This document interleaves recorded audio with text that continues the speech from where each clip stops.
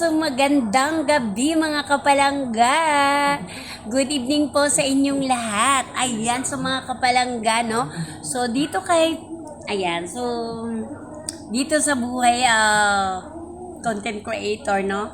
So kailangan talaga maging matyaga tayo sa sa paggawa ng ating mga content, no? So kailangan matyaga tayong gumawa ng video. Kailangan nating gumawa ng syempre may upload natin dito kay Facebook.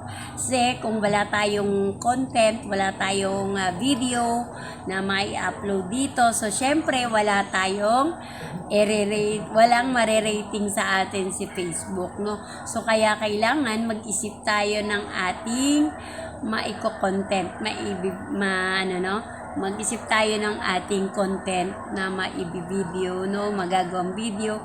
So kailangan meron tayong nagawang video para lang may mai-upload dito kay Facebook. So yun mga kapalangga, kasi dito kay Facebook, alam nyo naman, lalo na kung monetize ka na, so kailangan talaga obligado kang mag-upload ng video na sarili mong gawa, no? So yun mga kapalangga, pag sumikapan nating maging consistent sa ating pag-upload ng video dito sa kay Facebook. So yan mga kapalangga, ang sikreto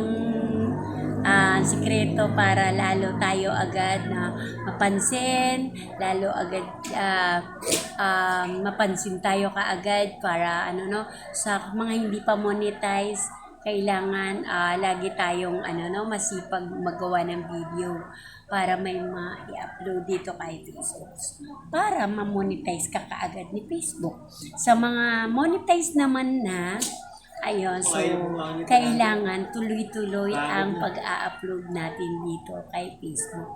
Kasi yon ang ating trabaho kay Facebook, yung gumawa ng video at mag-upload ng video dito kay Facebook. So yun mga kapalangga, ayan ang trabaho nating mga content creator, ang gumawa ng video para may mai-upload dito kay Facebook at para may ma-rating niya sa atin, may ma-rating siya sa atin, at para may meron din tayong maipon na masahod dito kay Facebook. So yun mga kapalangga, thank you and God bless everyone. God bless you all. Sipag at tiyaga ang kailangan dito kay Facebook bilang isang content creator. Bye! Salamat sa inyong panonood ng aking video.